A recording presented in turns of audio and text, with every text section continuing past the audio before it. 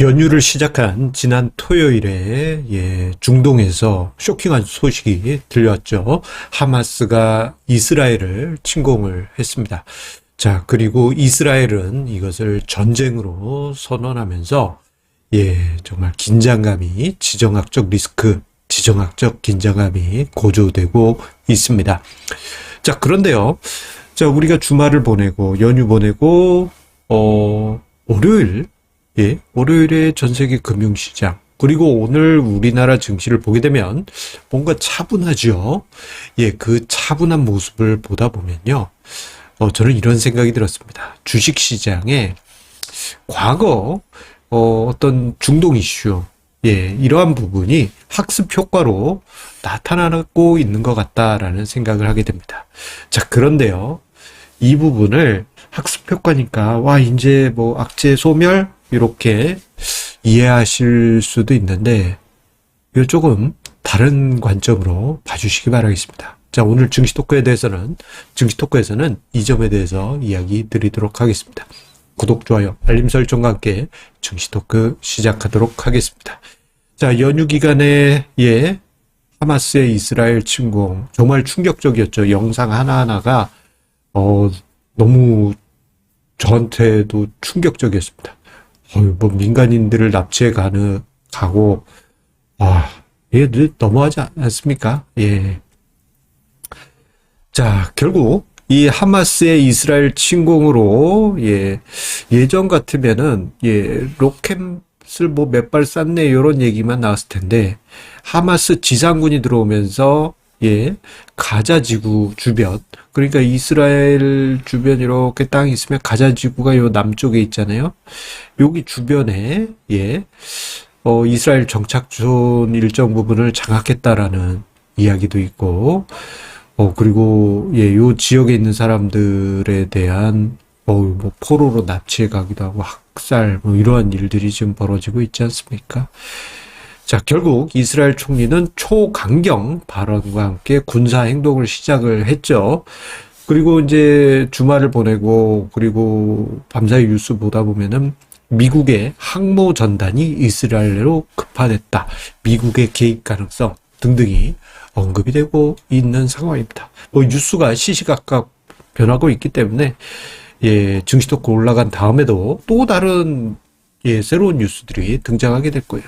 그런 상황임에도 불구하고 오늘 우리나라 증시도 그렇고 어제 밤사이 미국 증시도 그렇고 상승하지 않았겠습니까? 자, 왜 이런 현상이 일어났느냐? 이 점에 대해서는 제가 두 가지 학습 효과가 있는 게 아닌가, 그런 생각이 들었습니다. 뭐냐? 첫 번째로는 국제유가 부분이에요. 자, 국제유가, 이번에 이제 이스라엘과 하마스 전쟁으로 인해서 가장 먼저 언급이 되고 있는 금융시장 이슈죠. 국제유가는 당연히 상승할 것이다. 100달러 넘어갈 거야. 그런 얘기도 있고 합니다. 자, 그런데요. 지금 이번에 발생한 이스라엘 전쟁 이슈가 1973년에 있었던 오일 쇼크를 촉발했던 중동 전쟁 이후 50년 만에, 반세기 만에 발생한 거다 보니까 국제유가가 이러다가 폭등할 것이다. 그때 당시 국제유가가 4배, 5배 뛰면서 오일 쇼크 발생하고 우리나라 그해 겨울 정말 추웠던 시기가 있지 않았습니까? 그렇게 공포스러울 것이다 라는 이야기도 있었지만, 자, 그런데 또 한편 보게 되면요, 최근에 이어진 중동 이슈들을 쭉 보다 보면 이슈가 발생할 때마다 국제유가가 상승하긴 해요. 그런데 그 반응이 점점점 약해지는 그러한 느낌이 듭니다.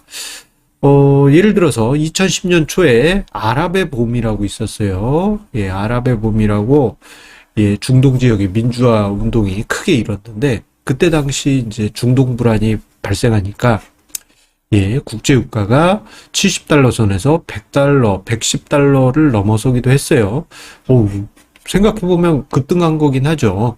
그런데 이 반응하고 그 이전 2000년 초에 그 2차 걸프전, 2003년이죠.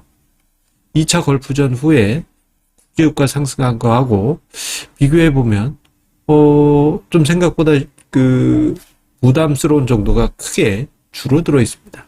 그리고 더 옛날인 50년 전, 예, 이제, 오일 쇼크가 있었던 시기하고 비교해보면, 국제유가가 상승한 정도의 충격 정도가 점점 줄어들어 있죠. 그렇기 때문에, 자, 이번에 며칠 사이에 발생한 국제유가 상승 보면은, 뭐 상승하긴 했어요. 그런데, 뭐 이렇게 상승한 거는 아니에요. 상대적으로 좀 완만하게 움직이고 있죠.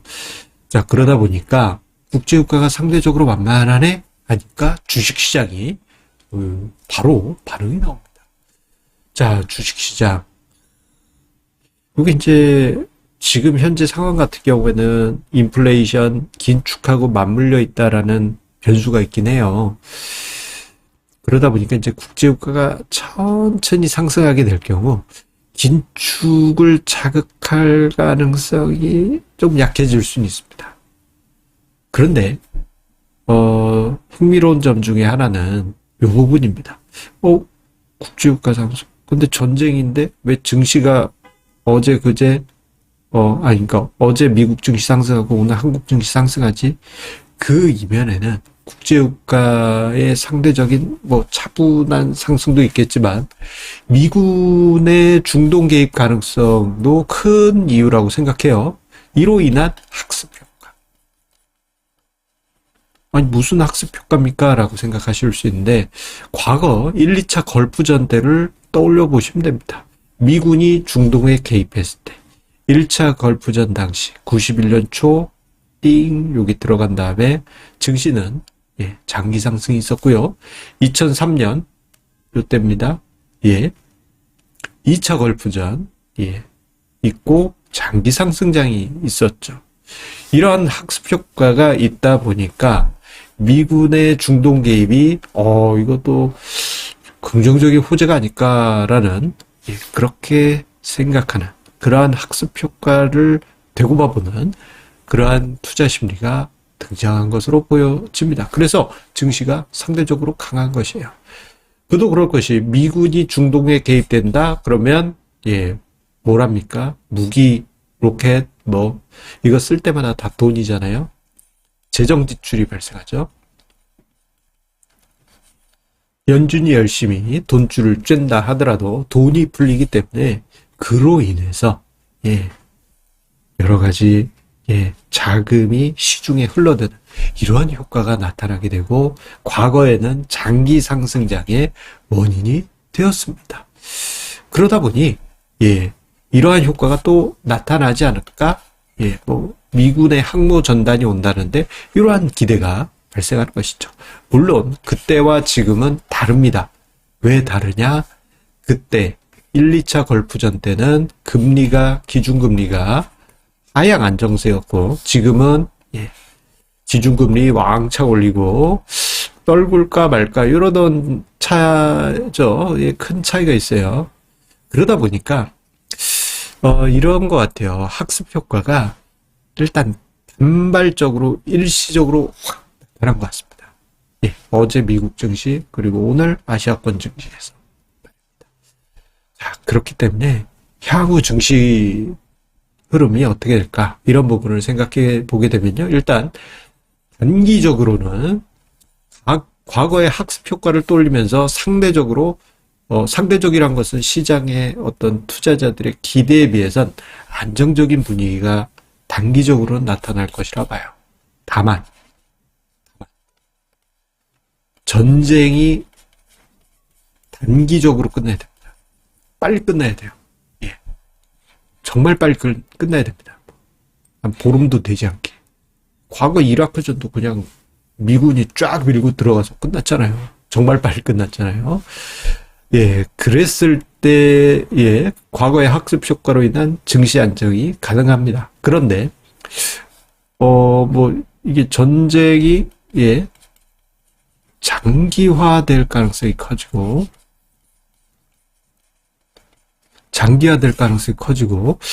이거 점점 복잡하게, 오늘 같은 경우 봤더니 사우디의 빈살만 왕세자가 우리는 팔레스타인 형제를 지지한다, 뭐 이런 식의 발언 등등 뭔가 복잡하게 엮여지게 될 경우에는 이 전쟁이 길어질 수 있죠.